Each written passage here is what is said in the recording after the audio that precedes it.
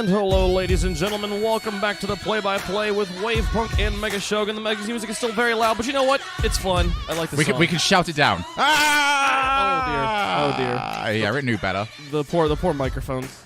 It's fine. It's fine. You know, I'm sorry. it's not going to be a problem, folks. How are you all lovely people doing today?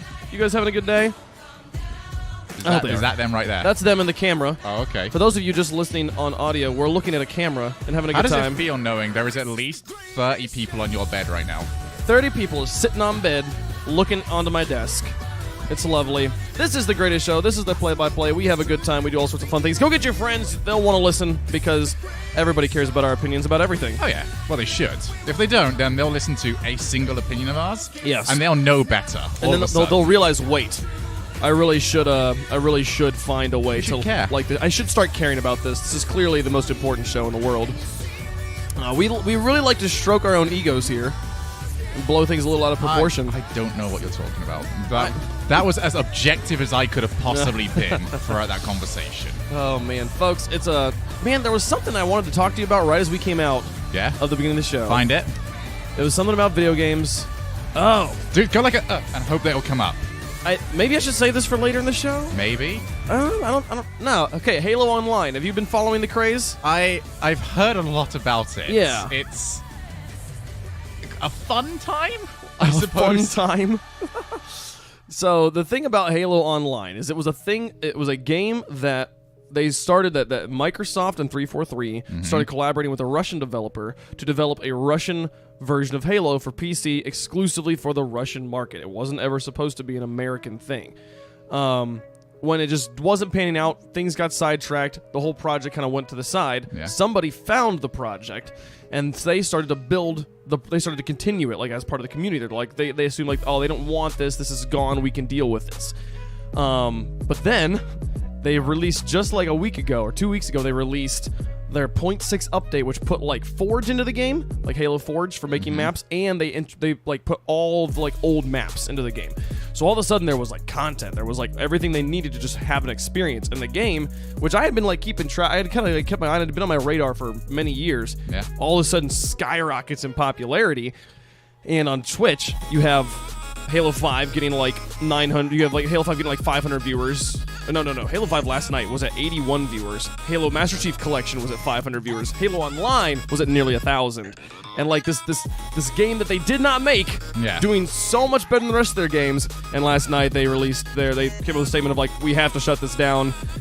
But we know that you guys really want this, so we're gonna try and figure out some way to do it. Yeah. But we have to shut it down. So the way because when it comes to companies like that, they have to. They at have the end of the day. Yes, they have to. So there's only one way that this ever works out. And it's what happens every single time. The worst thing people can do is saying, we're creating a fan game, and then they announce it to the world. Yeah. It's like, in 6 months, we're going to have, this Metroid fan game come out. Because at that point, Nintendo are just going to go, well, sorry, lads, but we're shutting that down. We have to. Yeah. We have to shut that down. The only way this ever works properly is when you don't announce it. You don't want any credit or any fame from this. You finish the game, you take it to your nearest library, and you upload it from their servers before burning the library to the ground.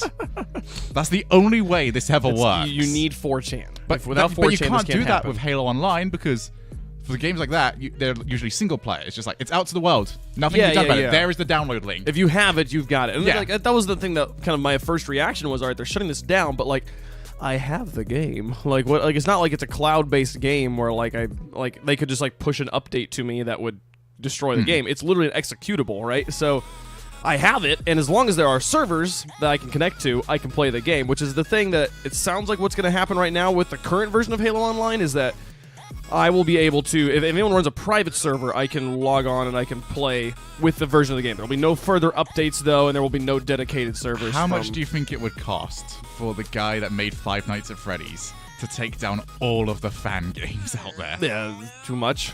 I don't know. I think there's at least 600 fan games out there. I do not understand Five Nights at Freddy's and the craze around it. But I don't do horror games, so I don't know. I feel like most of this is down to Matt Pat. Just like his theory videos on it, just trying to figure out the whole story behind the whole thing. Because the gameplay is so-so. Sure. you know, you look left, you look right. Okay, there's a thing. Shut the thing. I've watched so many videos of YouTubers in particular playing Five Nights at Freddy's because it's the game to play if you want to have a jump scare, and jump scares are entertaining. But I'm gonna be honest, after all the time I've watched it, never really figured out like why do you do the things you do? Like you're like, oh, I gotta check this, I gotta check that and close this, and I gotta like flip this switch, and it's like, why'd you flip the switch? I don't get it. And then the monster showed up anyway, so clearly you did something wrong at some point. Like I don't know. I think it's all down to like the hidden story inside it. I've never really been all that interested in it myself, but even I'll check out like the theory videos of just going, oh wow, how much can you read into this? Yeah. How far can you take something so small and just go, this is everything. Yeah. This explains it all. This keychain right here is the killer. It is definitely a fun game. It's kind of like Rocket League in that way, where it's like there's no lore. No, there is a hidden lore. So like we are Dark Souls. that's the thing. It's like there's no like real lore, so it's like it's so much fun for the community to be like, oh, let's write it ourselves and just to make as much as you possibly See, Dark can. Souls is the best one for this. Like Dark Souls, we need to blame Dark Souls for all of this. Yeah. Because they just hid theirs, and the whole point of Dark Souls, you play it once, you just go, okay, I don't get it. Yeah. And then you play it again, you still, I don't get it. Yeah. But then it opens up things for like Vati, who just, his entire YouTube channel is, this is the lore of this character. For sure. Let's just delve all the way into it. Cam Loops, thank you for the 50 bits, and Braden resubscribed a little bit ago. Thank you for all the people that are tuning into the show. We're glad to have you here. We're figuring out which ones you forgot to turn off. You kept the So no- sub one up. No, yeah, the only one the only one that makes any noise is the bits, just because I just couldn't be bothered to go through and turn off all the different levels of the bit notifications. Ah, okay. But nothing actually shows up on screen for those of you who are watching. This is live on Twitch if you're watching the VOD.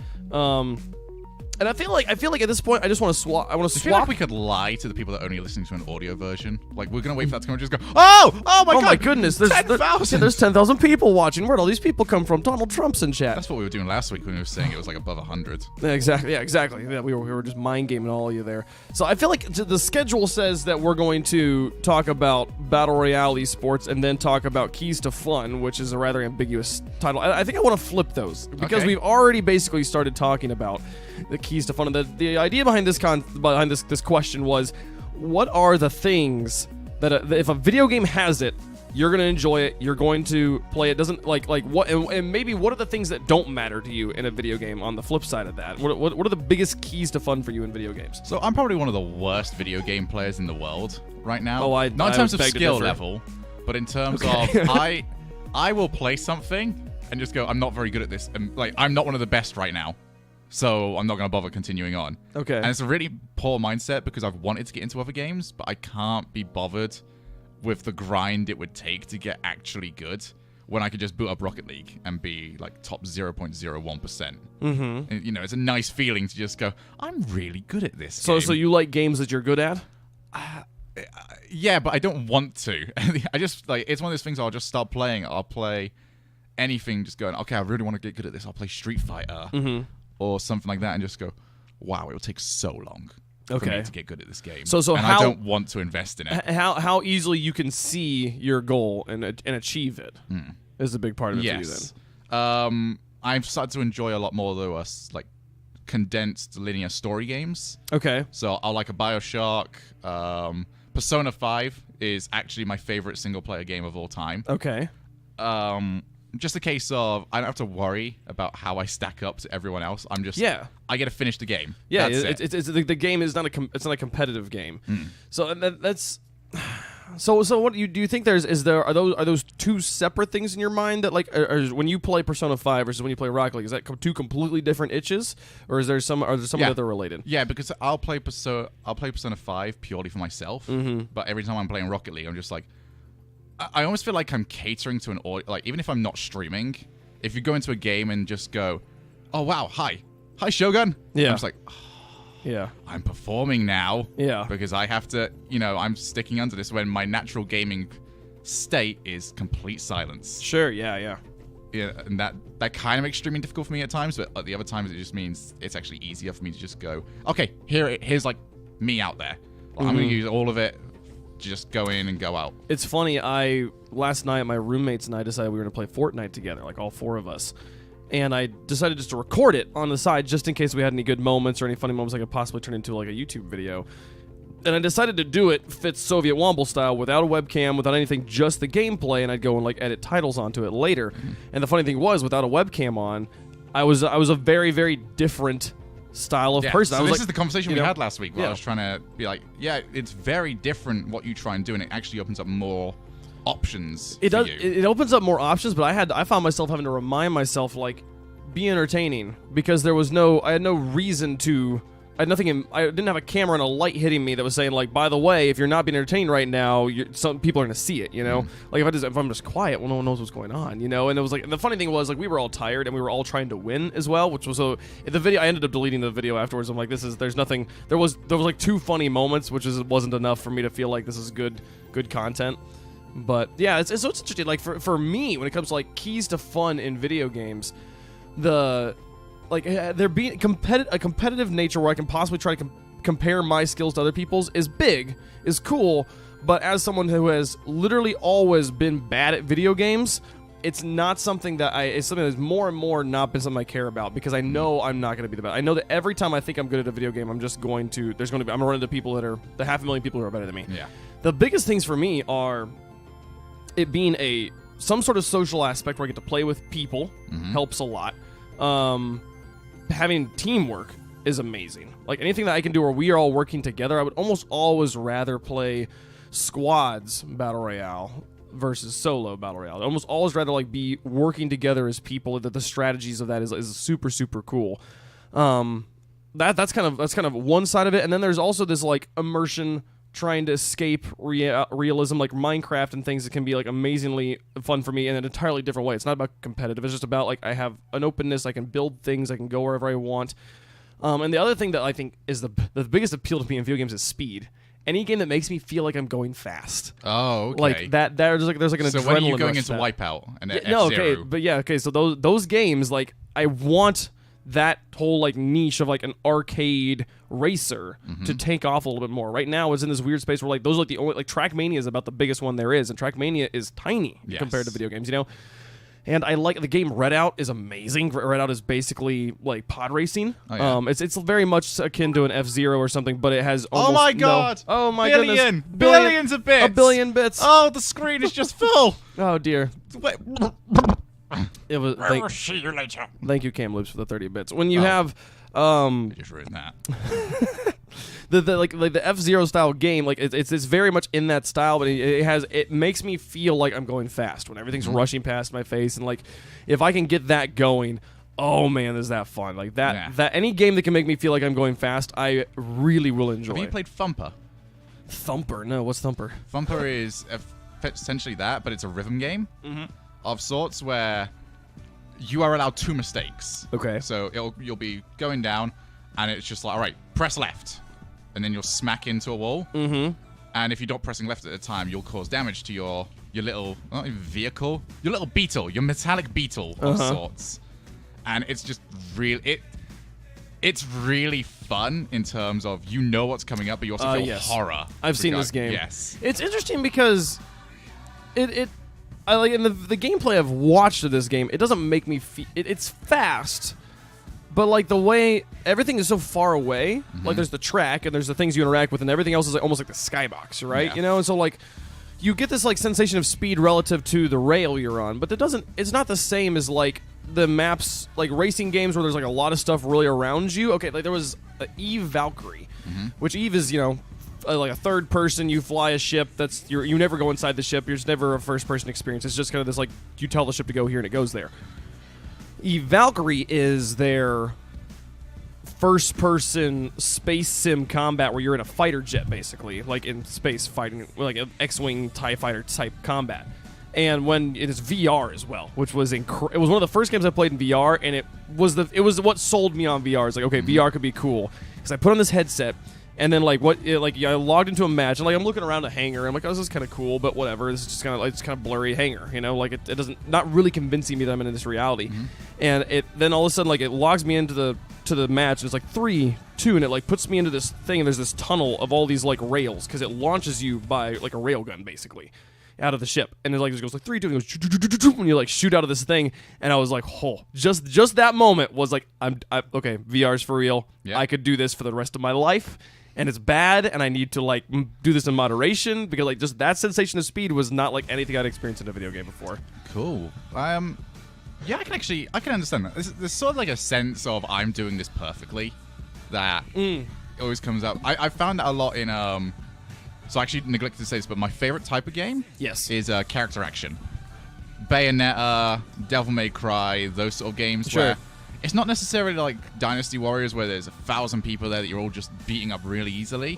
I want there to be a challenge about what I'm against, but I also want there to be that learning curve of I could come back to this in 2 months' time, know all of my mechanics now, and take something that was kicking my ass previously and just style on it. Yeah, that'd be the cool. entire way through. I feel like those sort of games where there is a threat, but you can get just so good at it that the threat is mitigated entirely.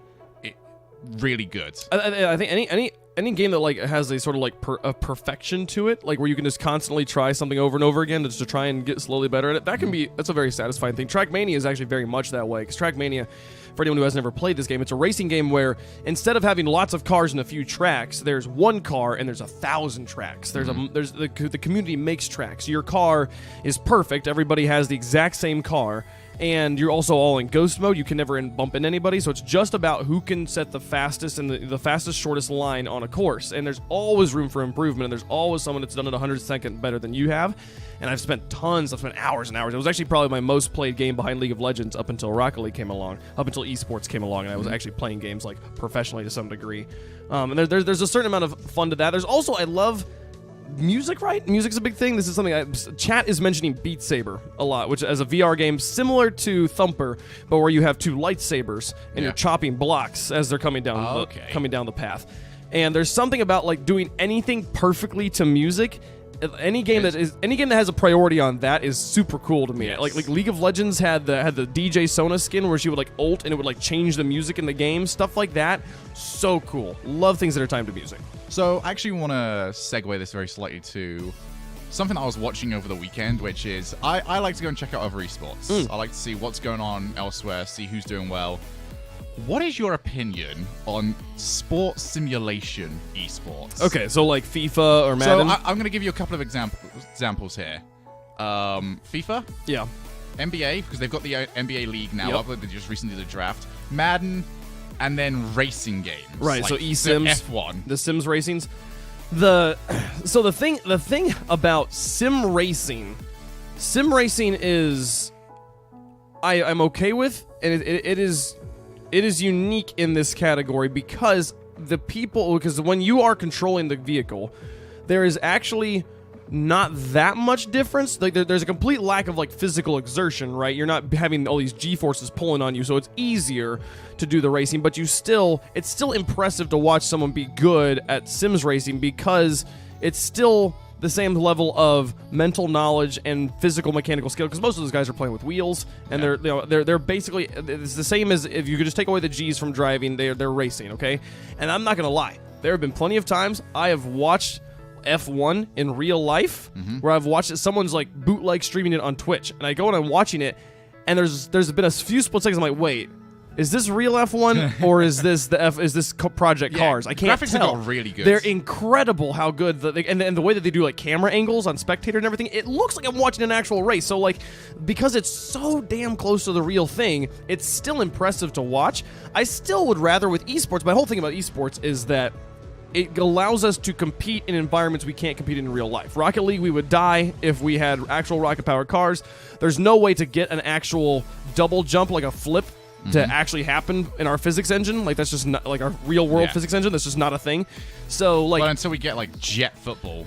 Yeah, right. I mean, and like, when you have, like, okay, like, right, football, basketball, baseball even, like, there's, or like, let's just stick with, like, soccer, football, and basketball, like, the whole thing is, like, I'm trying to push the line all the way down this way till I get this object in a specific area. And that's basically warfare. That's basically, like, battle front lines of, like, countries pushing back and forth. It's basically, we've taken warfare, we've pushed it down, we said, all right, the rules of this game are how close am I allowed to come to killing the people I'm playing against? And it's like, not very close. We want them all to be alive afterwards. It's like, okay, so can I like push them real hard? Like, no, you can't even do that. Like, you can kind of like put your hands up, but like you can't actually like knock him. Don't touch his head, you know? And in esports, we're like, nah, kill him, you know? Like Halo's like the same, like Halo capture the flag. It's just straight up just shoot people, right? So the whole thing with FIFA and Madden and NBA is I'm like, I can watch this game be played in a better way.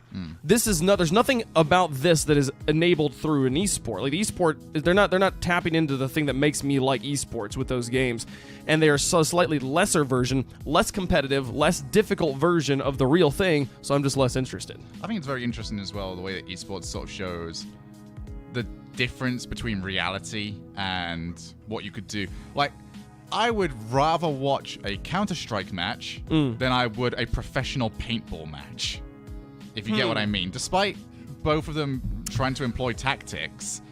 Yeah, well, well, in my mind, like the appeal of Counter-Strike is that like they just straight up shoot them, and they just fall over, and it's like there's none of this like putting my hand up like I am dead, and then you shoot your hand. Let me walk off the map here because I have dead. You know, like I agree that I don't know, like there's something cool about paintball. But I think it might be just because the viewing experience is like better, you know. Like, I wonder what I'd rather watch: a reenactment of a famous war, or a total war tournament. Man, see, I think I would in that context. I've been to war reenactments before, and they're interesting.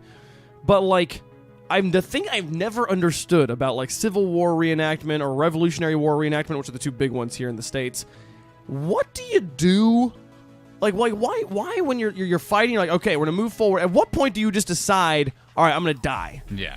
And then I'm just gonna lay here on this field until I die. I've talked to some Civil War reenactors, and they talk about like dying in the shade is like a thing. It's like, all right, you need to make sure you're in the shade because when you fall over, you're just laying there for the next 45 minutes, and you don't want to have the sun beating down on you. And I was like, so, but why did you choose to die at all? Just win the war, like It's like one of those permadeath Minecraft servers. But at least you can leave on those. Well, and at least on that one, it's like you're not trying to die. It's not at some point you just decide, all right, cool, I guess I'm just gonna die. Like, I do not understand. Like, especially because there are those guys that die immediately. They like, all right, yeah, for a Civil War reenactment, when it's like we're just doing this thing where we just line up and just shoot at each other. Someone has to die on the first barrage. So what guy's like, all right, I've been planning for this event for 4 months. I've made my costume. I've made my gun. I'm walking in a line. They fire at me. You know what? I think I'm the one who would have died in that situation. Cool, I'm going to fall over 1.5 minutes into this battle and then lay there for an hour. It is legitimately like playing cops and robbers in high school. Yeah. You're dead. Yeah, no, you didn't. No, you didn't. You didn't hit me. Yeah, no, I saw you. You misfired. Now your gun's broken. I had armor. Invincibility. Yeah, exactly. Shield. Invincible shield. Yo, that would make it so. I would love to see Civil War reenactments, but everyone's like really childish about it. See how far we are Legion, we are one. Yeah. You must kill all of us at once. Oh man. Yeah, I think I agree. I think I would almost rather watch like a good video game simulation. I don't even want to like at that point. I don't even want to watch like Total War being played in someone. I want Warhammer. Yeah, I think I would want something that's like very. Like, the Total War's close, you know, or like, what's the battle simulator where you can have, like, you know, 4 Navy SEALs against 10,000 chickens? Oh, yeah, like, something simulator, I think, or something. Simulation. Yeah, like, that game would, I like watching those. Those are fun. You know, if they perfected that a little bit more, that'd be pretty great. You want proper RNG esports? XCOM esports coming up soon. I've never played XCOM. Oh, dude. All right, so my favorite joke in any video ever is from a Killing Experience, which is he's talking about XCOM 2, and he gets to the very end of the video, he just goes, IGN gave this game an 86%, which if this game has told me anything, that's a fail. That's I've seen those things about, like, it's similar to like Fallout, where like there's a percentage damage on where you shoot. Yeah, but at least Fallout isn't turn-based strategy. XCOM's actually one of my favorite games ever because it is permadeath for each of your characters. Okay. Which I take even further because I give all of them personalities. There's nothing worse than spending an hour on one character. I'm just like, this is going to be the coolest guy. Yeah. Dead. Next fight is dead. Because he couldn't hit the shotgun shot from this distance. Anyone that's like watched my stream, it's fun because A, the game can go against you. Right. And B, because I'm bad at the game to start with. Sure. So it's a double whammy of how long is this going to take? Lol. So we're we're running low on time on this segment. Is there anything while I clear my throat, is there anything that if a game has, you're just done? You're like, I'm not playing this. I can't deal with that mechanic. Have you thought of one? Because I might need a second. For me, it depends on the game. Like, obviously, I enjoy Hearthstone, which is this kind of like turn-based card game. That it's a game that is it kind of plays on the competitive thing. It's cool because and it also takes all the whole mechanics out. It's just my brain. It's just my brain versus your brain and some RNG, and I can blame the RNG if I lose, so it makes me feel good. I don't get as tilted. But I think most games, the thing that'll lose me is if it's turn-based. Like like turn-based strategy games, turn-based. Like, you know, moving pieces around a board. I'm like, I'll play a board game. Like, I don't know. This to me is not as much fun. Like and it's interesting. Like strategy games where we pause, I make all my decisions, but you make all your decisions at the same time, and then we hit go, and they all resolve at the same moment. That's pretty cool. But when it's like, all right, I'm gonna move up, and then I have to sit there and wait to see if you swing at me. You know, like that feels. It's just very unimmersive to me and not that much fun, and I'll just go play chess if that's really what that's really gonna play for me. My legit one is load screens. Like really bad load screens that will just take forever. Like Skyrim lost me pretty quickly because of that. Because I was just like, oh, I've moved somewhere, and I'm now, just stuck here forever. I think the main one, actually, this is like super specific, but it's happened a couple of times where they take away, like, you've spent the entire game like getting new abilities, and then they take them away for the second half of the game. Also and you have to regain them again. Okami is a very good example of this. What game does Destiny was kind of like this, and the new Destiny? I'm trying to think. I know there's games that I've played that are that way, where it's like you have to like regain all. Like, we've given you all these mechanics, and we're gonna take them all back. Metroid's pretty bad for it. Ugh. Just don't do that. Okay, let me keep my cool things. Yeah. That's definitely a frustration. I'm trying to think of other things that have made me a lack of it, like MMOs that don't have anything to do. I was actually talking to Carpet about this the other day, about like Sea of Thieves. Looks cool. The sandbox itself, like all the mechanics of that game seem awesome. But then like the what do I do when I was like I'm destroying the ship, cool. Can I get like a better, cooler looking ship?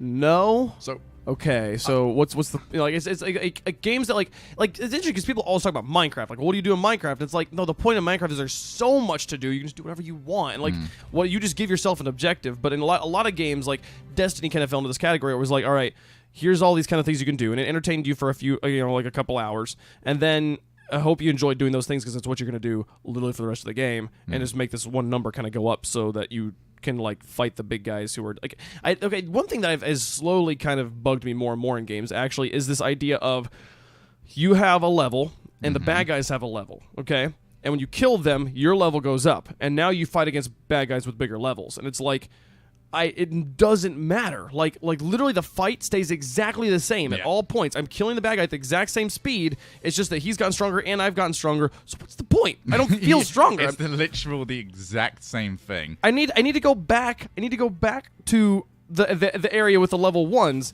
and just have thousands of them so I can just mow them down. Like that'll feel fun. That'll feel strong. But like otherwise it just I don't like. So your example of that would maybe be Dark Souls, where it's very much the same thing. So, but as you're going up, it does get more difficult. Like, and the thing is, like that's nice. There's also Pillars of Eternity, which I've heard people talking about Divinity Original Sin, which is kind of a similar category game, where it's like where you have, it's kind of like turn-based combat, but it's more like what I was describing earlier, where you have a group, you move into an area, and you're trying to you pause the game real time. You tell people what to do, unpause, repause, look at the new information, and it's just.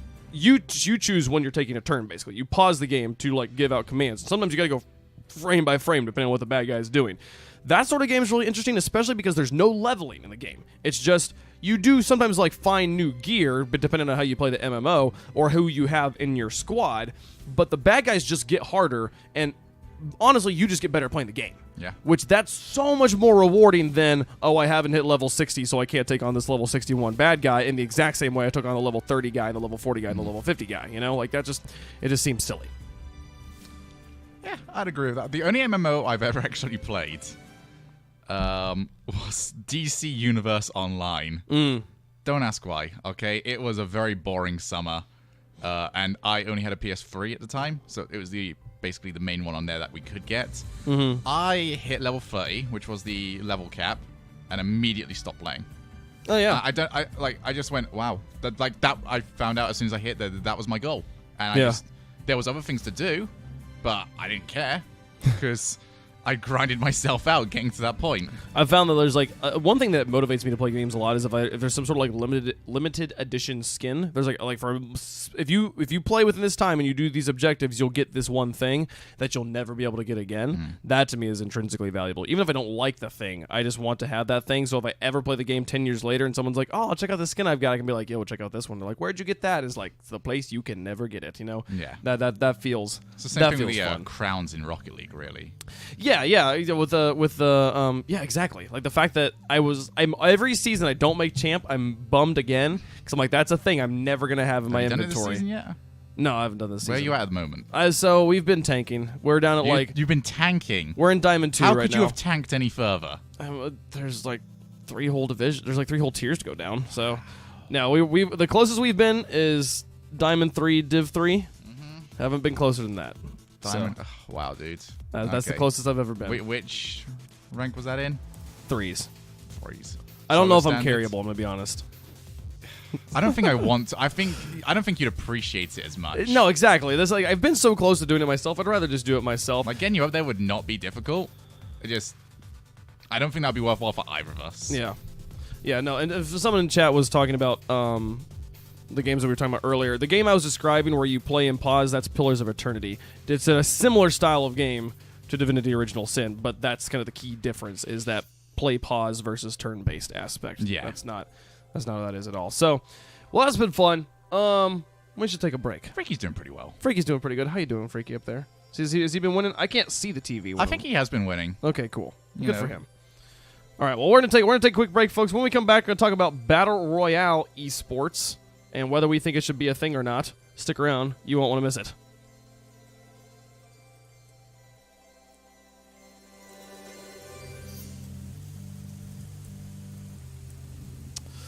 And we're back. Back to the freestyle. Woofed. It's not the freestyle. It's literally, it's like not. what's the first show you did, WavePunk? Cool. That's what you're gonna call all shows from now Yes. on. Look how carpet-like I look. Here's a fun story. Since overtime isn't happening right now, and I don't feel bad telling people it was pre-recorded, there was an instance where I interviewed a player, and in the interview, I asked him like, "Well, thanks for talking to us. All those are the first question we ask here on the freestyle. How'd you get into Rocket League?" And just that little saying the wrong 2 words added half an hour of work time for everybody because we had to go back, record, and it was an interview, right? So it was like there was live footage that we had to cut to. And we had to just go back and record me saying the same thing. Like, all right, so always first question here on overtime. How'd you get into Rocket League? And like make sure it was timed right. And also there was a image that was circling on the back wall of like Psyonix, Twitch, and like sponsors and stuff like that. We had to make sure that it was the same. It was at the same point in the rotation as it was when we cut to the split screen, and it had like I think it was Twitch logo. I had to make sure that the Twitch logo was on both shots. Yeah. To make sure because this Didn't we have the same thing with the LAN announcement last season, where we had to record 2 different endings, 2 overtime? That did happen one time, yeah, just in case, because it wasn't like they wanted to make sure that they could have the announcement on time. Just in case as to what was happening. That was funny, yeah. That did happen a few times. So, thank you guys for the bits. The bits have been lovely. And Airman with the follow. It's been a good show so far. All 44 of you hanging out. I've seen all you people there. I appreciate you being here. Oh man, I had something else good I wanted to bring up. This happens every time. I remember now. Yeah. What is this? Yeah. Bring up the point. Yeah. Can you chill for just a moment? Jeez. I'm just realizing I just forgot to put the Rocket League game in the background again. We're 1 for 3 on shows. That's a no right there. That's just not happening right now. Have you had this before? Oh, wow, what's these extra words? So this is a Coca-Cola vanilla. So last week I made you try Brisk. Why is it written in Comic Sans at the bottom? Because that's just how friendly and just personable and down-to-earth the vanilla flavor is. Thanks, Paul Marketing. So you've had Coke, yes? Yes. Okay, but have you had vanilla Coke? No. Okay, so this is maybe my favorite Coke-flavored product. So I wanted you to try this one. Okay. And I will try it as well. It's mostly an aftertaste, but I can it's smell quite it already. pleasant. Cheers.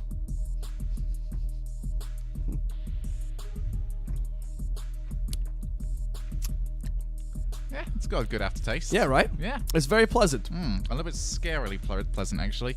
Add that to the list of. So, actually, I'm not too worried over the next few weeks about what I eat and drink because this is my Shogun holiday. This is my Sholiday. The Sholiday. The Sholiday. It doesn't sound like a mega Sholiday. It always looks better written out than it does actually saying aloud because it's like ha. It's because it's the different pronunciations of the O.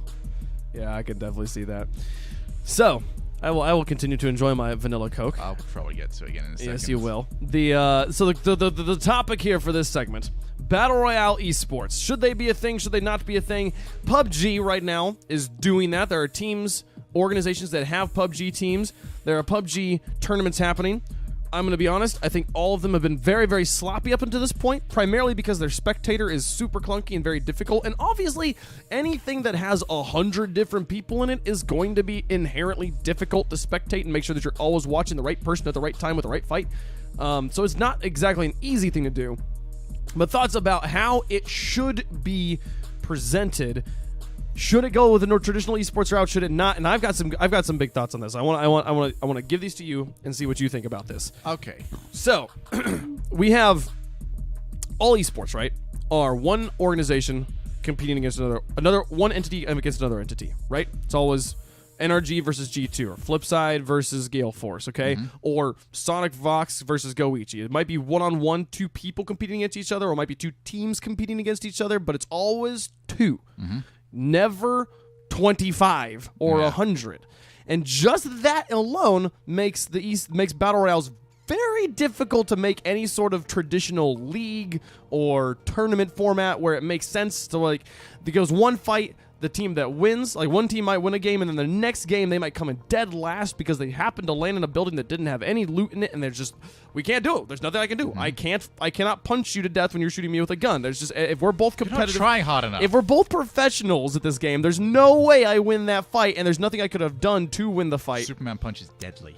Oh, Superman Punch is great, but the thing is, I feel that the thing is you cannot deny that battle royales are wildly entertaining to watch. Because, and just simply look at Twitch and look at the numbers. Look at Fortnite and look at PUBG. Even with PUBG and, like, rules of, what is it? It's not Rules of Survival is a mobile game. There's one that's just come out. I think it's called ROE.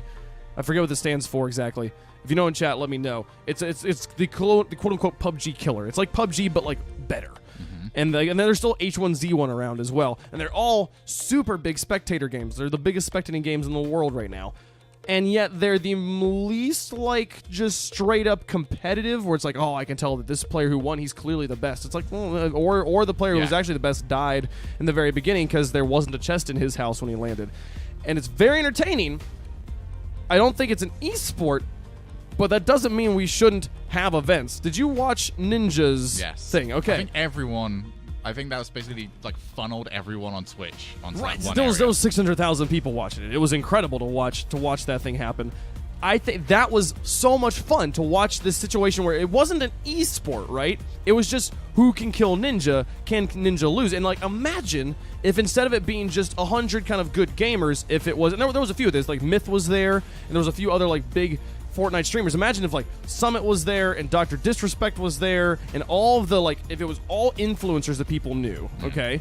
And the game is just literally 100% influencers competing against each other. When they die, they, like, immediately are being interviewed, like, what happened? Like, I can't believe that guy, he's a cheater. He got me last time. Runs over and, like, just starts to yell at him while he's talking to somebody like that. Kind of like WWE, but, like, less scripted, and just let the game speak for itself. So I would watch that so much. So they actually already did something like this a while back with the H1Z1 Invitational. Yes, they did.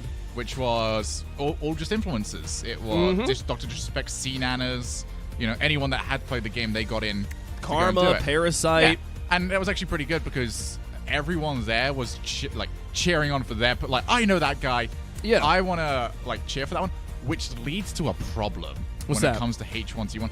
These are all people in that event that made that one probably the most interesting one to me that I knew. How do you get it where it's 100 different people who aren't necessarily making content for themselves, aren't necessarily out on Twitch all the time, but they are good at these battle royals. How do you make them the people that people want to cheer for? Because we're getting to that point now with Rocket League as well, where we're making big enough names where people are now willing to go on and watch and cheer on for their person. Most people were watching that because of Ninja. How do you get events that aren't with Ninja and with these new names that are propping up and like becoming great at this game? How do you get people to want to cheer for them? That's the one issue with the thing I've outlined here of like it being entirely just entertainers and influencers is that oftentimes the entertainers and influencers aren't actually the best. And with esports, we always have this priority on the best, on competitive integrity. It's always about making sure that whoever wins this tournament, we want to make build the tournament in such a way that whoever is the best and who is here will win, you know? And the thing is, I feel like Battle Royales inherently take away from that because there's so many people competing. It's so difficult to create an environment where the best player will win 80% of the time, and it shouldn't be as much about who's the best as much as who's the most entertaining. Yeah. And so that's where the influencer thing becomes more entertaining. I was at that H1Z1 Invitational. It happened at TwitchCon. And to watch, like, I was sitting there, like, as the crowd, they're putting cameras on people, like, all right, so here's Soda popping, and some people cheered. Here's Summit. A bunch of people cheered. Here's Karma, the winningest Call of Duty player of all time, a multiple-time world champion, probably the best player that's ever picked up a controller and played Call of Duty. A few people cheered. Yeah. Here's Dr. Disrespect. The crowd roars, right? And this is back when Dr. Disrespect was at his prime. He was absolutely the top of Twitch. And it was, you know, like he garnered a similar reaction that Ninja would garner had he been in that event now. But I think that if you think about, like, what if you put an event where it was Dr. Disrespect versus Ninja? Yeah. You know? Ninja's going to win. Ninja's better at the game, but I don't care. I'm kind of rooting for Dr. Disrespect. I want to see the cocky guy beat the dude who should win. That's just hilarious. Like, I want to see Ninja's reaction when have you seen the moment when Summit 1G and Dr. Disrespect run into each other in PUBG? Yes. They don't know it, right? Because you don't know who you're shooting at until after you kill them. And Dr. Disrespect Car 98 Summit in the head, and you see it, and then they like cut back and forth between the two reactions, and it's Dr. Disrespect being like, "That's what you get. That's what you get. You came into my house. That's what you get." And then it comes back to Summit, and he's just sitting there like, "So it was the doc. Here's the way that I can see this working: is that these influencers become managers of their own team. So it's like their brands become like that of the pro. Like, say Dr. Disrespect has got a team of 4 people. Oh man, playing can you imagine? Who all dress up the like Champions Dr. Club. Yes. Oh, that'd be so cool. Ninja's team. Yeah, all the ninjas. Oh, that'd be so cool. And everyone's got their own personality. Everyone's like got their own likeness and gimmicks. And the thing is like we have to, the biggest next leap in esports for me is that we have to encourage the pros. You're not just a dude who's really good at video games. You're an entertainer. Your performance doesn't start the moment the game clock clicks down and you're moving towards the kickoff. Your performance starts the moment we can see your foot entering the stage. Then people are watching you. You're performing, you know? Yeah. And Rogue, I always go back to this. Season 3, Rogue made fans because they walked out on the stage with an American flag. Yeah. Literally, that's all they had to do. Like, they just, alone. We've literally got them as part of the set whenever we were on the North American you understand that team that did not have that much success and then completely was downhill from there. They had, like, Season 3 was their peak. That picture is everywhere. Rogue uses it all the time. We use it on the set during North American days. It's like this, being an entertainer is more valuable and more lucrative and just more fun having something about you, because there's a lot of times where we see those "who's your favorite team" threads. Yeah, and there's a lot of people that just go in there and they're nothing to do with gameplay. I'll see people just go PSG because they're all so young and I want to see the young guys succeed. Exactly. Or because they're French or something, you know? Or you get, I think like one of the only teams sort of doing this really well right now for 2 reasons is Gale Force, when it comes to Europe. Gale Force, because they are those sort of like, we've built them up to be these killers of the scene. And, you know, K-Dop isn't really going to be much of a talker, but that's, K-Dop doesn't need to talk. K-Dop just has to be there and we just go, him. Yeah, he's the one, but he's got Turbo next to him. And we know Turbo's the mouthpiece of that team. Yeah. It's funny because like Season 1 and Season 2 in particular, like Cookseer was the silent killer, right? He was the guy who was just there. Everyone was scared of him. There's that one image of him getting himself psyched out before a game, like trying to get himself wound up, and he's not saying anything, you know? And the thing was, good because we kind of built him up as this silent killer, when he wins Season 2 and actually gives an interview, I almost cried because it was like this was such a special moment. And like to have the thing is though, you can't have 80% of your players be the silent killers. You can't have you know, you like Cookster can be one, maybe K-Dop can be one, but I can't have like Torment and Garrett and Fireburner and who else is quiet? Dapper, like people who are just generally kind of quiet on the stage. One of the major things NRG is now missing. The entire Cloud9, you can't have the entire Cloud9 roster be silent killers. I need someone to get up and say something. Yeah, you know? exactly. I feel like for some of these teams, they can definitely go a little bit further. Heck, even if it means like getting a manager for themselves that can speak for them on their behalf, like mid-tournament, like we can bring them up for an interview. Dude, okay, and this gets back to your thing of what if Dr. Disrespect made a team? I kind of want to hear the players, but I also kind of would more rather hear Dr. Disrespect talk about his team, you know? Like, they can just be the gamers at that point. Just wear the costume, sit down, play the game. Could you imagine some of the packaging? Like, even if Dr. Disrespect, he's not coaching them. For real, like, Dr. Disrespect's not going to coach them. No. But if you have him do a video of just, like, his boot camp, what he's putting them through. That would be cool. But imagine, on a stage, Dr. Disrespect, 6'8" Dr. Disrespect, standing behind 4 little pipsqueak gamers, yelling, and like when they get a kill, like running over and like just like yelling in Ninja's face, like my boys just killed your boys. You know, how cool would that be? It would be real. Like, Fortnite Battle Royale games. We're available for hire. We'll not help you with the scoring system. No, here's the thing. You could have this idea for free. If this was happening tomorrow on Twitch, I'd be happy. You know, like I'd love to cast it. That'd be so cool. And the thing is we need more, right? Like right now, like we talked about Dr. Disrespect and Ninja. Dr. Disrespect and Ninja. It's like, who else do you get right now? You know, I mean, I think TSM's got some good players. Like TSM's team could be a team. They could be the esports team, right? The thing is, you need more people who are. Dr. Lupo could make a team. That'd be kind of fun. Okay, so we're up to 4. Yeah. I need at least 25. Yeah, you know, exactly. That's the problem. But I don't feel because there's sort of a look towards Fortnite going towards maybe a solo, where everyone's playing for themselves. I don't know, man. I don't think you can make any stars doing that. I think the thing is that they have to be stars already. Yeah, which you're not going to be able to do for 100 people. The thing is if it had just been a Fortnite Invitational, I still would have tuned in. But because it would have been the first Fortnite esports style event.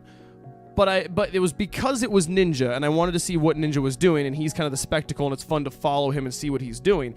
Had like halfway through the show, Dr. Lupo's like, you know what? I'm done. Takes off the headset, walks down and plays against Ninja. That would have been intense, right? I Dr. Lupo, when I found him, I was like, oh, I really like this guy. Like this guy's personality, the way he does his stream, everything about him. Like, and when it comes down, when Ninja and Dr. Lupo play together, I actually watch Dr. Lupo instead. It's just, I enjoy his vibe more. And so like, imagine having at least 25. If you just had 25 or 40 people, like we've done PUBG events before where there's just 40 players in a map, but it doesn't feel that bad. You just make sure that the first circle's like tight enough that it just forces them all together, and the beginning of the game's a little slow, then it goes. You don't necessarily need a full 100. If you can get 40 entertaining people in one lobby, have them compete against each other, I'd watch that event all the time, and I honestly don't care who wins. I only care who wins if my guy wins. You know, like I've watched the PUBG events I've watched. I'm always rooting for Grims just because I like Grims. Grims is a cool guy. If he wins, don't care if he cheated. Don't care if he like snuck his way to victory. I just care that he wins. You know, and like that's all anyone wants to say. They just want to see their boy win. So we've not actually hit upon the major thing that people complain about, which is the scoring system. Yes, I don't know how you fix that. I think so. The thing is, I feel like it needs to be some sort of. Like have a prize pool that's for kills separate from wins, okay? So just incentivize people to be aggressive, because the aggressive play is so much more entertaining than a bunch of people hiding in a bunch of houses, right? That's not what we want. We want people to be aggressive. So like make it very lucrative to get a lot of kills. So like if you land and kill 7 people and die, you know, like you land school in PUBG and just wipe school, but then you die in the next fight, like cool. You still made a lot of money, and we got to watch you do it, and it was awesome. And then the other thing is make it to where like the format I thought of was this was back in PUBG and I was thinking squads. You got 25 squads per game. You play 4 games, and you have 5 invited squads. Okay. Yes, this works. I'm just making sure I'm doing the math right in my head. You have 5 invited squads. They're waiting in the finals. You have 1 game, 25 squads. The top 5 squads qualify for the finals. Do that 4 times, you have 25 teams, okay? The 5 teams that win that finals are the teams that get invited to the next finals. Yep. And it's every week, it's just this king of the hill. Who can stay in the finals? Who can play it? If you basically have to win 2 games to win everything. Yeah.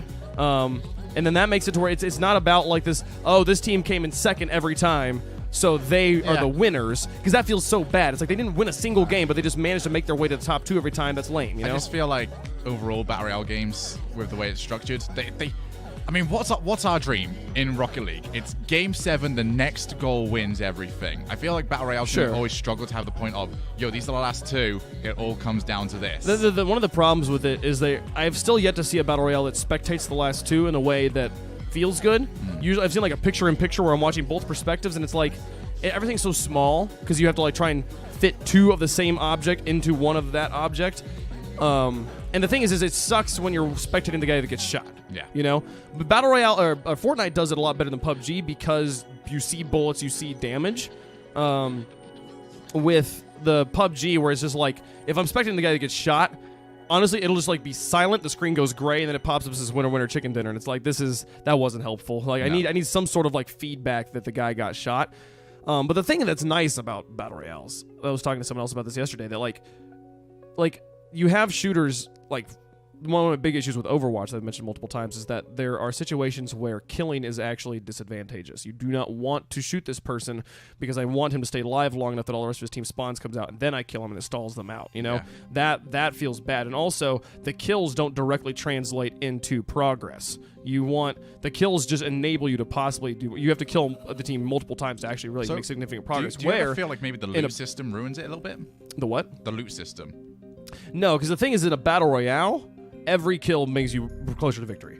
There's one situation when you don't kill someone is when you're like, I'm going to wait for him to kill that guy, and then I'm going to kill him. So the way I would like to have it changed is a mix between a Call of Duty gun game and Battle Royale system. So everyone starts be interesting. I like that. One particular gun, and then every time you get a kill, you get better stuff. Oh, dude! So you're ramping up. Okay, this is cool. This is cool. Like, I like this because it makes where the person who's hiding is falling more and more behind. They're not getting kills. Yes, they're living, but they're going to be coming in with a pistol into a shotgun fight later. Yeah. And the thing, so somebody tweeted about this the other day. That, like, my little brother finally, he's a game developer. He's like, my little brother finally texted me an actual good game idea. Apparently, his little brother texts him game ideas all the time.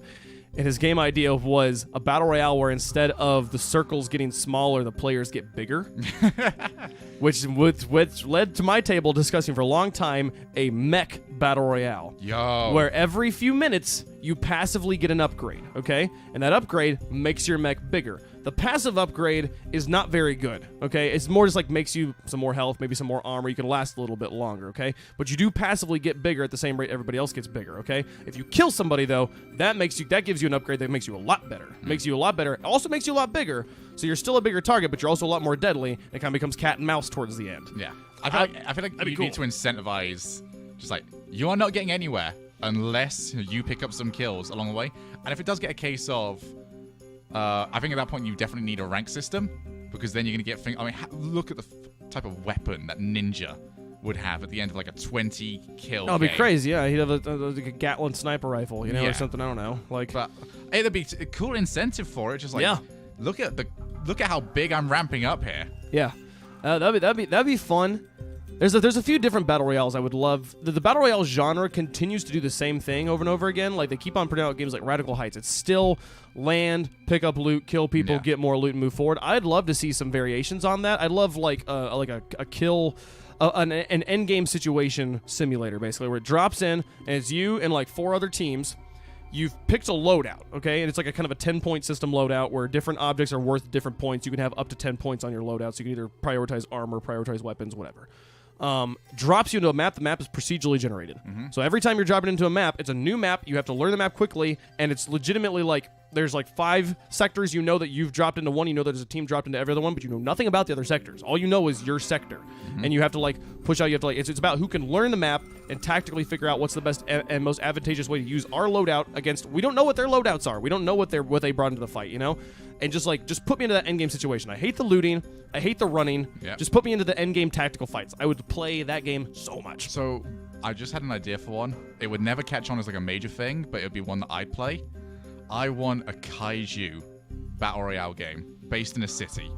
Kaiju. So Godzilla, the anime stuff like that. Oh, okay. No, not like not going around kicking everyone's ass with my ass, but where you basically everyone starts off like a small monster thing, and every kill you get on another monster upgrades yours. So you start off at like a regular human size, and by the end, we have just two like King Kong, Godzilla, Mothra sort of looking ass motherfuckers going at each other, just seeing roughly where people take themselves in the skill tree. It would never catch on as like a major thing, but I would like to play that one. Yeah, that would be fun. Apparently, chat is telling me there's a game called Morphe's Law, which is a weird shooter where you get bigger as you shoot enemies and they get smaller. And I don't know if you can see these pictures here, but this is basically, it's like Day of the Dead style art. That's an interesting concept. It looks like it's more of like an arena shooter than a battle royale, but still, interesting reference. I'd love to see more about that later. I do feel like we just fixed battle royales though. We did. They should We hire have us. fixed battle royales and battle royale esports. All at the play-by-play, ladies and gentlemen.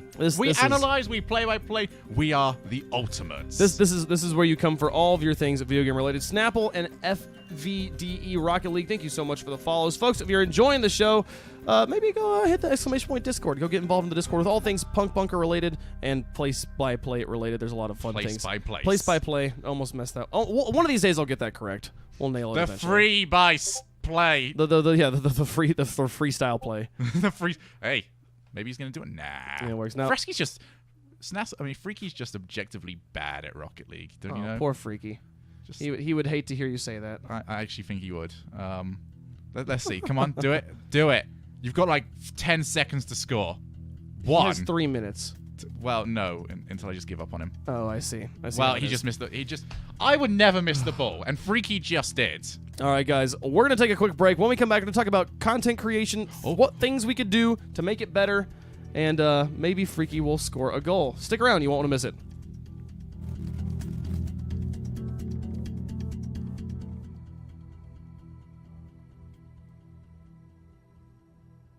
And we're back. Oh, yeah. Oh, yeah. I barely got those mics live on time. I pressed the button, and then it was just too much. Too many things at one time. But, okay. Yeah. Content creation. Next topic on the board here. Okay. We've both been content creators for a few years now. On and off. You a little bit more than me, I think. You have.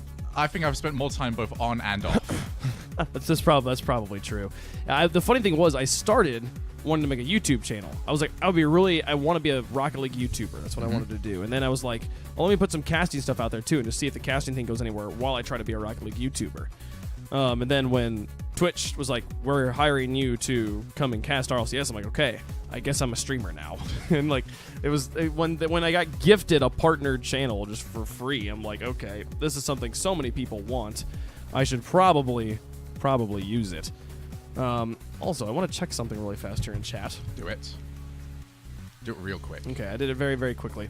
All right, my 2-year anniversary of being partnered is coming up, and the only way I'm going to know, I don't remember what the date is. The only way I'm going to find out is when my badge turns over in chat. When it turns over to the 2-year badge. Right now, it's still the 1-year badge. So, yes, spam the commas in chat, folks. There we go. Anyways, yes. Things. I want to hear your opinions on this first, assuming you have them. Biggest mistakes you've made as a content creator. Things for people to avoid. Okay. So my biggest mistake ever was stopping in season 3 because I was doing really well at that point in time. I was doing about 5k viewers per video. But then season 3 started and I didn't really have access to anything. And I just couldn't upload for like 2 months, and that killed my channel like super hard. On YouTube or Twitch? YouTube. Okay. At that point, I didn't really have much of anything going on Twitch. I didn't really have good enough internet at the time for it. But I do now. It's hard to both juggle, because I originally wanted to do both. I wanted to do YouTube and cast. But I feel like the more and more I do the casting thing, that decision's been made for me. Sure. Of YouTube, you're doing I'm doing less than 1,000 viewers per video. Yeah. But I'm getting casting gigs all the time, like this, that, and the other. It's just a case of I started looking and go, yeah, maybe the decision's been made for me. Maybe I should just stop on the YouTube thing, come back to it maybe later once I've built a name up. Sure. And not casting anymore if that ever does happen. But the content creation side's just not as important anymore. And I don't really have the time for it. I mean, where do I ever get time for it whilst I'm over here? Yeah. At the end of the day. It's definitely one of those things that I always find myself returning to because it's intrinsically enjoyable. I enjoy making good YouTube videos, especially because, unlike a stream, the YouTube video I can go back and watch over and over again, you know? And, like, it can be like, I can go back and be like, I'll definitely go back and watch my old content repeatedly to be like, is this still good? I thought this was good back in the day. Let's see if I still think it's good. And usually no. Yeah, I resonate with you on the like, losing momentum. When I moved from Texas to LA, I didn't have a place to stream or make content for about 3 months. That was a genuine. My stream took a decent hit. Like I went back down and I had to like slowly build myself back up.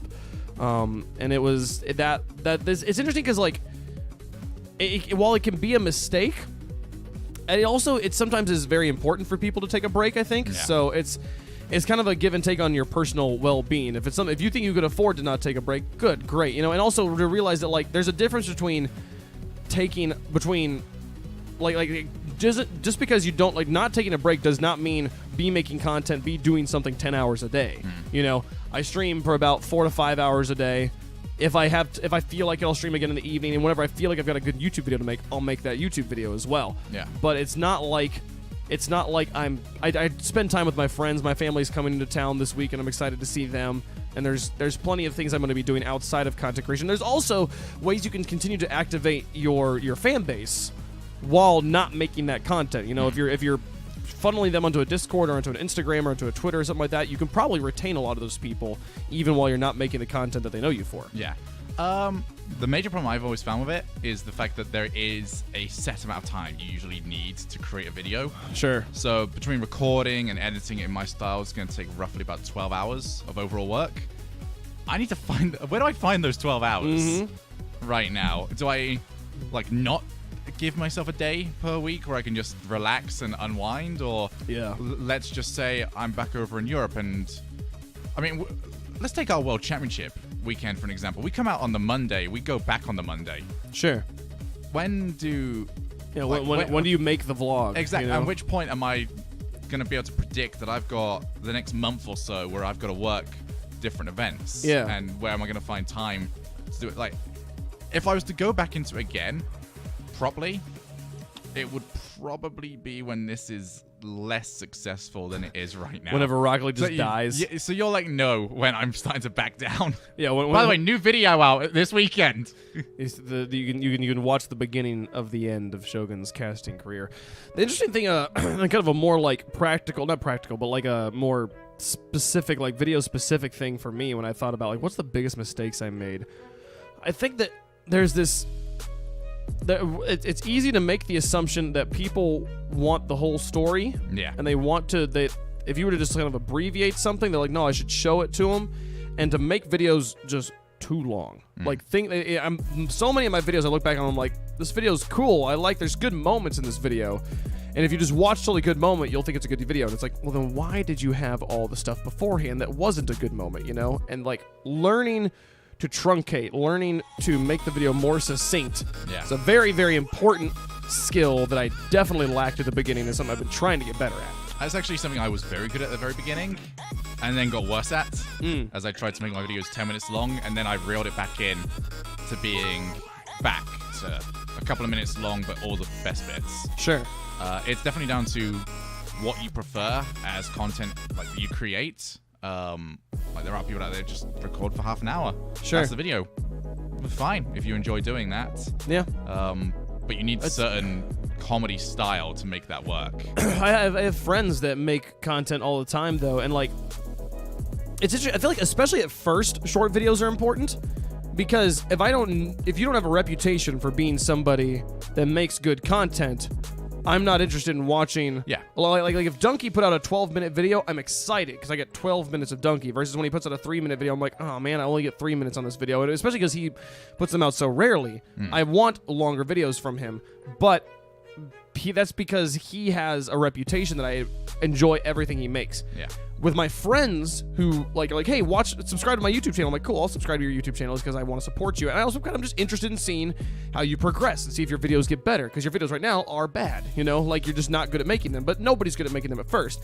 And the thing is, when you're bad at making YouTube videos and you put out 20-minute videos, I'm not going to sit there and watch a bad 20-minute video. Yeah. I might sit there and watch a 3-minute bad video though, you know? Yeah, I think it's very easy. I mean, a very good example of this, and one of my favorite YouTubers out there are the Super Best Friends. Sure. They used to do stuff from Machinima, which is just called Super Best Friends Play. And it was a 10-minute long video, which was them recording for about 2 hours or so, and then they'd cut it down. And it was the very first example of that I'd ever seen, where this is just the best bits, all put together, and this is their banter. And they don't do that anymore. Like, all of their videos is just Let's Plays, but I would never have watched their Let's Play. There's no Let's Player I watch right now apart from them. Sure. Purely because I watch their original stuff and just going, yeah, I like these guys enough that I would want to listen to them for that longer period of time. Yeah, exactly. You have to get to that point where you appreciate those people. And I think that maybe that's also another thing that, not a mistake I made initially, but a mistake that I think a lot of people make is you need to be the reason people come back. Yeah. You need to be why people want to come. I had someone the other day talking to me about like, hey, I want to do a podcast. I want to start a Rocket League podcast. Would you like to be my first guest? And my response was, if you're starting a podcast, you need to do at least 1, if not 3 episodes with no guests, and just get me to be interested in watching the podcast because of you, because you're the thing that's always going to be there. If I'm only watching the podcast because there's a guest I like, then that one episode's going to do well, and none of the rest of the episodes are going to do well, you know? So I'm going to go against that very slightly. Back when I was at my sort of peak, the main thing that was bringing viewers to my channel was the showdown.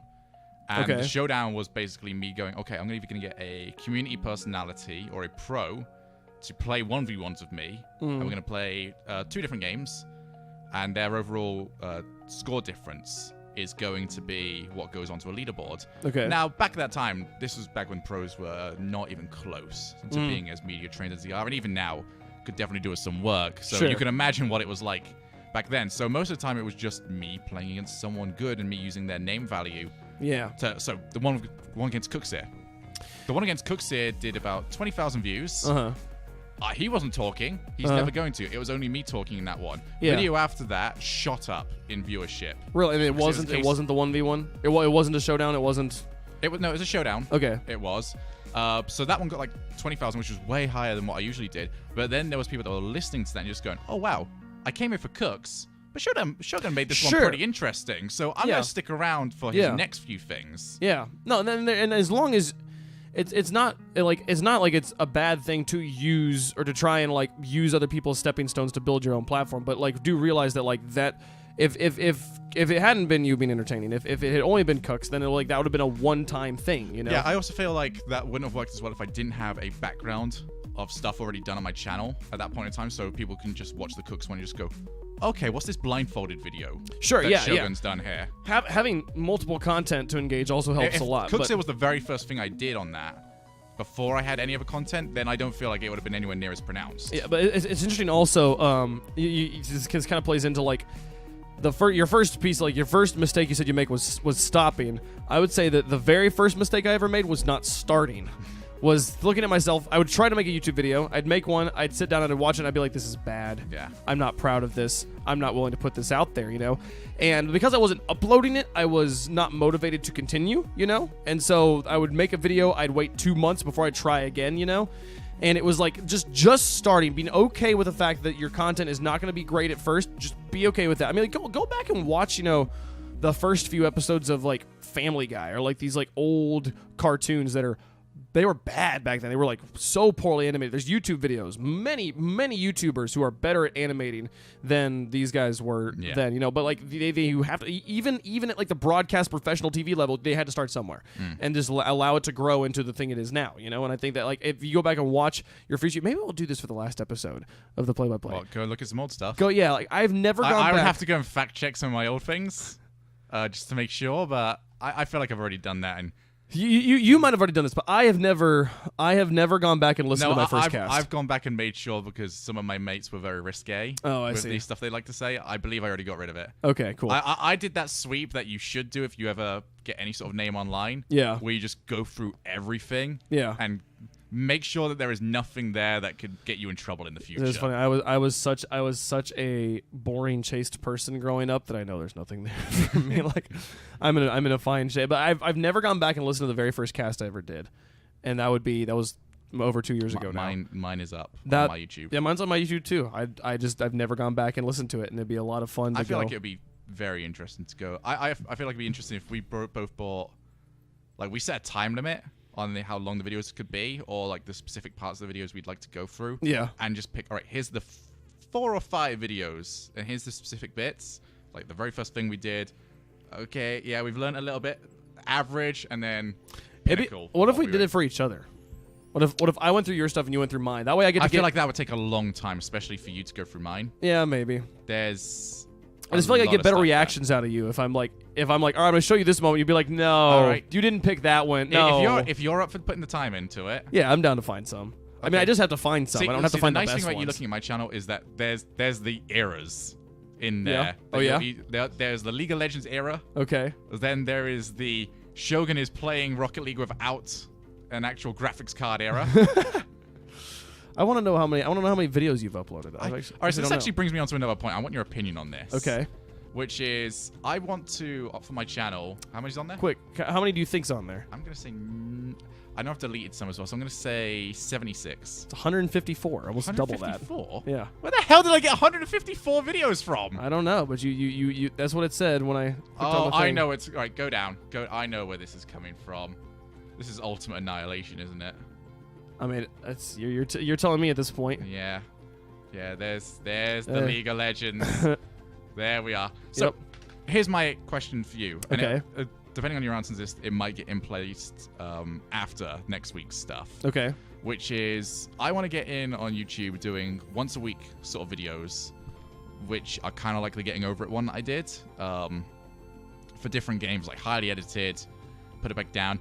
The problem I find at this point is that I've had so many different things happening on my channel that so many different people have subscribed for those individual things that I don't know if I should continue it on that channel, if I should delete some of the old stuff, or should I just keep it going as it currently is? I've always been an advocate of like rebranding versus like killing a brand. Like if you can like find a way to like change your brand, it's like, okay, somebody like Holo, who formerly known as Mason RL90, he decided he wanted to switch his brand so that it didn't have a number in his name and so that he didn't have a game in his name. And he switches to Holo, and somehow he got twitch.tv/Holo.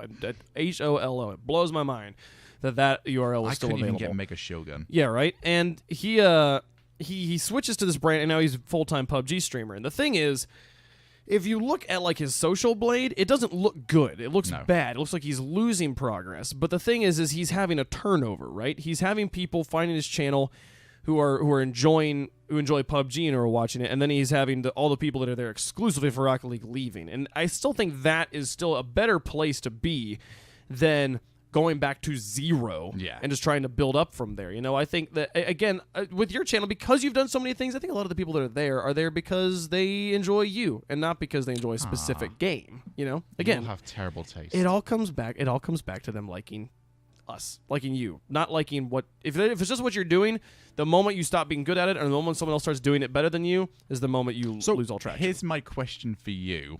Okay. And this is going to sound sort of BM, but you're going to understand my point later. How many viewers do you get for your Rocket League stuff? On Twitch or YouTube? On Twitch. On Twitch, it's usually around, these days it's been above like 60s and 70-ish. Okay, and what do you get for non-Rocket League? It drops down to like 30-ish. Why? Why? Because you're not. No one's coming to watch WavePunk for your gameplay. So here's the thing. Here's the thing. I've learned about it is that the 30 people that stick around are the same 30 people that are chatting. Yeah. It's the people that are like, oh, we're here for you. They do stick around. They're not going anywhere. But it's those 40 lurkers who are like, I just want to watch a Rocket League stream, maybe listen to some good music. This guy seems good. And they pull it up and they're like, oh, he switched off Rocket League. Cool. They go somewhere else. You know, I had this thing where I was like, people say, they're like, oh, we're not here for the gameplay. We're here for you. I'm like, cool. Then why do you all leave when I switch off the game? Yeah. And the thing is, that they're not the ones who are leaving. It's all the other people that are lurking that are like, I was only here for the Rocket League, and they leave, you know. And it's become that gap has slowly closed. It used to be like oh, I would get like 45 to 50ish people in Rocket League, and it would drop down to like 15, and just literally like the longer I streamed, the more I would lose, and it'd go down to like 8, 7, 6. I was like, oh dear. Now it was like actually yesterday. It was crazy.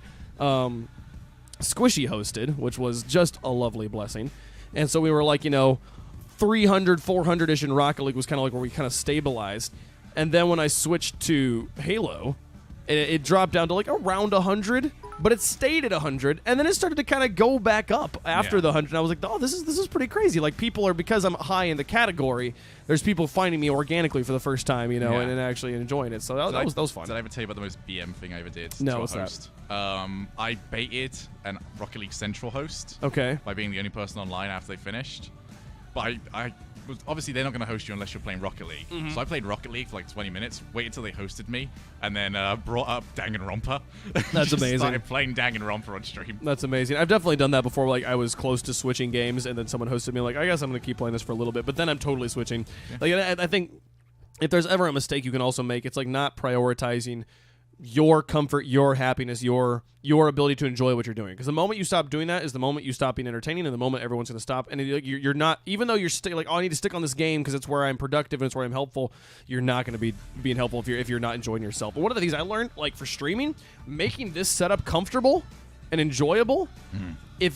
If I'm like cool and like the air conditioning's nice and I have food and I'm happy sitting in my chair and I'm having an okay time in the game, I can stream for 10 hours. You know, the moment I'm uncomfortable is the moment it's like I'm counting every minute I'm streaming and I can't wait till it stops. Yeah, I mean, my very good example of that is between a Rocket League stream and my Getting Over It stream is Rocket League is a game I've played an awful lot. Remember, I'm a SAT BC boy. I've been playing this game for 8+ years at this point in time. So I've seen a lot of the things that can and will happen. And I'm also at that level where I think for me, playing at low Grand Champ level is actually the worst thing possible, because that's the level that everyone is good, but no one's going to reinvent the wheel in that level of matchup.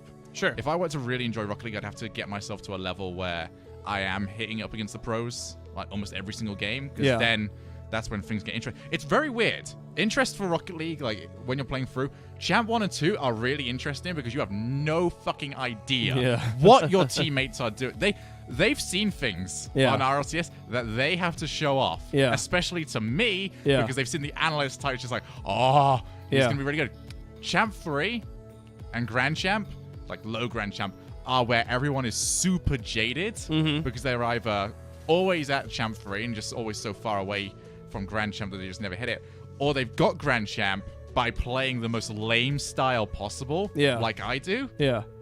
Which when you get into those games, you just go, wow, this is really good rotation, guys. Like, you get applause for that. But so boring. But if I'll go on to Getting Over It, there was a little bit of tedium there, but there was always knowing there's an end goal. Yeah. And as soon as I complete this, I'm the man. Especially after I said, I dug my own grave for that one, because I turned around and said, the whole point of this is he keeps telling me that I can quit whenever I want because he will save my progress. Yeah.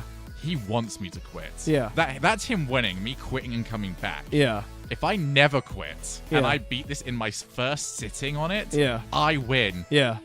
And I actually did quit. Yeah. At one point, I turned off the stream, 4 hours into the stream, because I was furious. Turned it off, and I sat there for like 30 seconds and just went, oh, this does not feel good. Like, him winning is worse than me streaming. Yeah. I actually saw a Ninja mention this the other day on a H3 podcast. Where he just went, I had a bad day. I had like 10 games in a row where I just couldn't get a win. I was barely doing anything right, so I just reset the stream. I didn't restart the stream. I put it back on the we're about to go live screen, did my intro as per usual. And that mental reset is a real thing, because I restarted the stream and just went, no.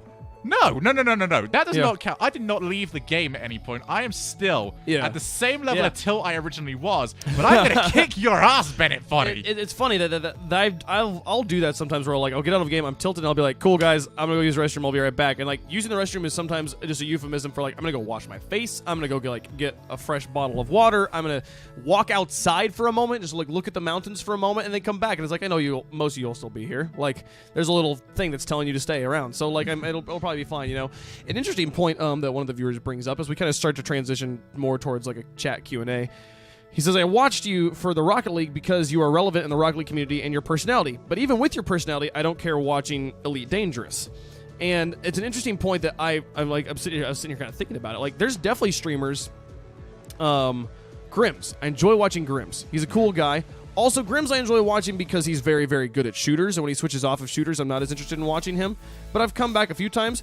When, like, Lawler switches to, like, Slay the Spire, though, every time I see him stream Slay the Spire, I'm like, I'm just don't care to watch that game. The game looks ugly. It may be a great game, but it's just a bunch of brown colors. I don't want to look at it, so I'm not gonna tune into a stream. And there's definitely, while you might enjoy someone for the personality, there is definitely games they can play that will just disqualify them from your viewership. I feel like, especially when it comes to Rocket League, you go from such a fast-paced game, yes, to, in your example, Elite Dangerous, where it's not as fast-paced. It's very much more of a relaxed stream. Sure.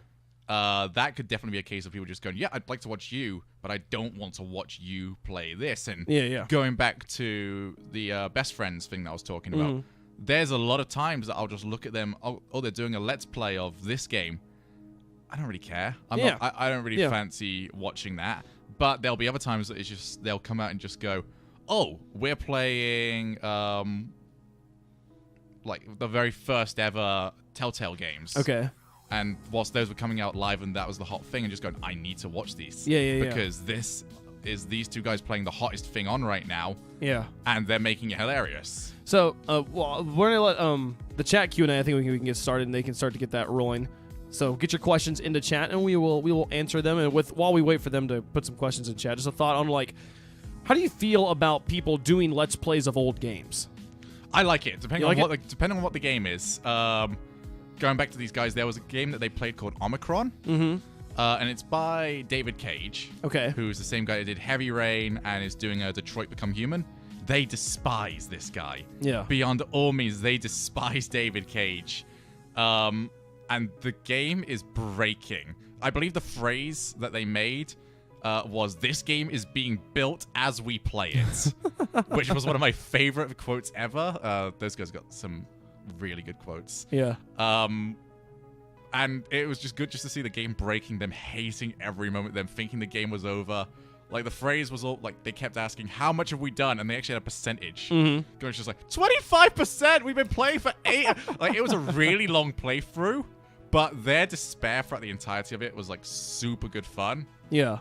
My other favorite quote from them is, I promised you nothing, and I delivered even less. That's the amazing. Best quote ever. That's amazing. Mr. D, good to see you here. He wants us to start over because he missed a bunch. Crazy for you. There's going to be a VOD. There's going to be a YouTube video. Oh, I forgot to hit record. Oh, I'm going to have to just download the VOD immediately. We're going to have that problem We'll again. be all right. It'll be just fine. Parzival asks, can the questions be about anything? Yes, they certainly can. Hey, you did it. Kita asks, what is your favorite game series? Series? I'd probably say Halo. Oh, series. Probably Persona. Persona's yes, Persona 5 means that there are 4 others, yes? Yes. Okay. Okay, I'm realizing that I'm thinking, every time you've said Persona 5, I've thought of Nier Automata. Which is not, I realize that not, is also a series. Yeah, which I realize is just not right, though. I just realize I'm thinking about the wrong game. Nier Automata is very good. I really like that game, but I've never played Nier. Five Nights at Freddy's is my favorite series. I love the... Halo's probably my favorite. I think it'll always be my favorite series.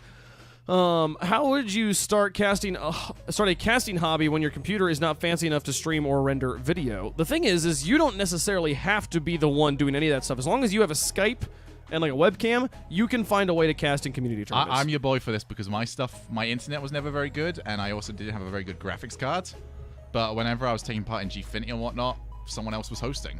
All I had to do was be able to spectate the game, which we can all do. Yes, as long as you do have to be able to run the game. But as long as you can run the game on your computer, you'll be fine. If you can't run the game, then that's a problem beyond us. Yeah, that's not a casting problem. That's just a gaming problem at that point. Oh, take a look at this. Did he do a good? Did he do a good? They did a good. Squishy did a good. He's playing with Squishy. Nah, they did a good. Unnecessarily good. That's beautiful. The pass plays are lovely. For those of you tuning in just on audio, we're watching Squishy and Freaky up on the TV do wonderful passing things.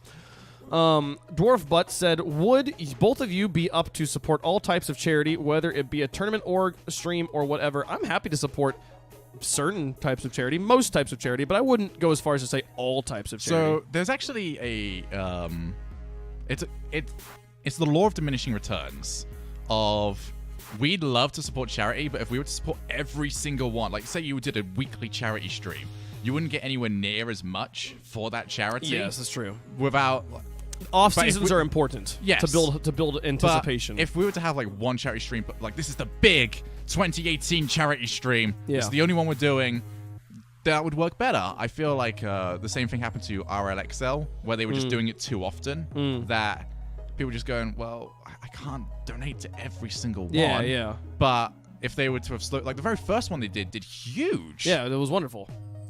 Yeah, I think there's definitely you need to space it out a little bit. But yes, like what is there any either it would depend from charity to charity, like how involved I would want to get. I would have to know a lot about the charity before I got involved with anything. Do you have notes on stuff to talk about in case a worst case scenario a server goes down during LCS, or do you just make it up on the spot? No, we've got lots. We've got lots of notes, but also I'm really hoping we can think of some stuff on the spot, because I don't want to just go through the notes because then I'll run out. So I want to always have notes to go to in case I need to keep going. So I think we've both been in the situation of everything is going wrong, and you start easing away very quickly. So you start off just continuing talking about the game just in case it comes back up almost immediately. Yeah.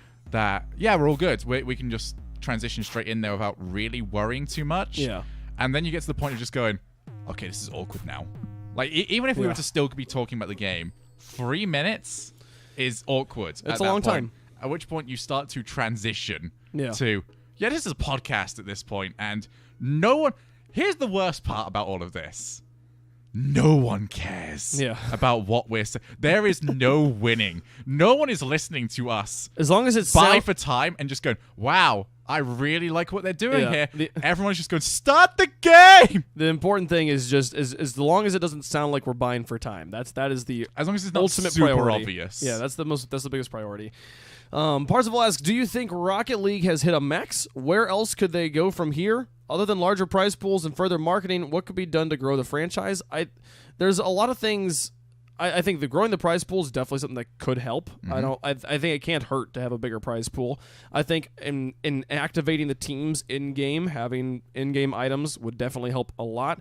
And being willing just to put in money for promotional content during off seasons or during preseasons. There's so many esports you watch. The players are being interviewed. The players are doing like content pieces on them or on the teams in and around, and we don't do almost any of that. We've done it a few times, but very rarely. I think that would help so much. So the major thing right now is I don't feel like there's a major problem with the game per se, because people. We already spoke about this today. It's all about people wanting to root on the people they like. And that is all down to us as a production being able to turn around and just making these very different people. Yeah, for sure. You know, the only way we can really do it right now is talking about the way that they play. And that's not enough at the end of the day. We need to be able to turn around and just go, okay, this is how this is as a person. Do you support this as a person? Do you want him to succeed? And right now, the big problem Rocket League has is they're all cars. Yeah. No one is not a car. Yeah, everyone's just especially most people are just an Octane. Yeah, if I was to say to someone, let's take an example of people. Like, who is Devo? Yeah, most people think of the car more than they think of the lanky boy. He's a white Octane with white Zombas and a dark decal. When that shouldn't be the case. We should be able to go around and just go, oh, who's Turbo? And people just go, oh, he's a bit quiet, but I really like him. Yeah. I like him and his dynamic with Remco. I think needs a haircut or something. Yeah. I don't know. I like the mustache better when he had it. Or but stuff like we that. need more interviews with these players going on. We need more spotlights. We just... The broadcast can't be about how they play. You have to build them up. It should be about who they are. Yeah. I agree. You don't see anyone in any other sport. Like, let's take MMA for an example. Yeah, they do things about how they fight, but they also do... What are they doing outside? They don't have a panel breaking down like the primary part of the broadcast isn't a group of people talking about their fighting styles. It's people talking about who they are as people, and like content pieces and stuff. I think that would help a lot. Mafia Squirrel asks, "Do you have the taco boost yet?" The taco boost. What's the taco boost? There's a taco boost. I haven't played the game since the update came out. Oh, it's been out for a while. Yeah, I don't have that. Okay, I don't have it either. Kita asks, "What's your favorite DLC car in Rocket League?" Batmobile. That was really easy. Trying to favorite DLC The car? Try-Harder-mobile. Charger and the Skyline. The Charger? The ice Charger and the Skyline. Those I are probably really my two wish favorites. Aftershock and Scara were a little bit more viable. Just give Scara back its bumper. It's too flat right now. Just give it the bumper that it had in SART BC, and Yeah. I'd use it. Yeah, that'd be funny. That's such an ugly car in my mind. Kalervi Janko says, I probably just mutilated your name. I'm so sorry. This talk show is way more interesting than watching you play Rocket League, no offense. I can see high plat, low diamond plays in my own games. Not really interested in watching that on stream. I agree, and every time the greatest show! every time people come in, they're like this guy's not very. Like when Squishy hosted, I'm like, all right, so I just need to say to all of you here, the gameplay you are watching has just dramatically decreased in skill, okay? And if you're here to watch, if you want to watch the best gameplay, Rizzo's streaming. See you later. But if you want to hear some good music and maybe watch someone kind of freak out every once in a while over missing some shots, this is the stream for you. The only time I've ever managed to hit that well was when Johnny hosted me, and as the alert went off, I hit a ceiling shot. Oh, And I just sat there just going, I am the best. You Yeah. have gone from subpar gameplay to the greatest human being on planet Earth. As long as you can do one cool thing in that first game when you're hosted, usually you'll retain more people than if you I lose. retained all of Yeah, that's great. It was great. Lawworthy asks, what's your opinion on side scrollers? They get nominated for gaming awards still, but like it's 2018. Racing sims look like real life. VR is a thing. I feel like the world does not need more side scrollers. You saying to me, right? I feel like that's down to personal taste. Anyone turns around to me and just says that Shovel Knight is not a work of art. Yeah.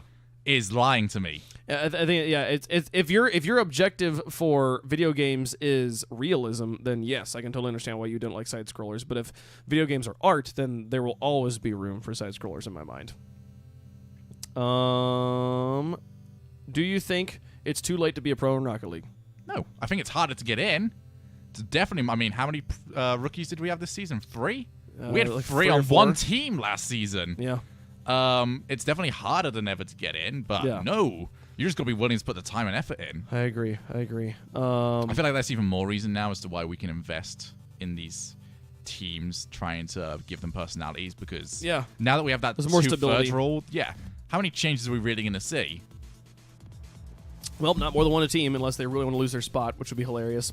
Parzival asks, would Midseason Mayhem ever be brought back? I sure hope so. It was a lot of fun. Deg asks, well, does he ask this? Hold on. What does he ask? He says he was surprised at how strongly you suggested people go to Rizzo, but you're probably right about that. That way, it's like they're going to leave at some point anyways, and I'd rather them leave before they say, "Oh, this guy's shit." You know, like just this is not a stream for good gameplay. That's never has been and never will be.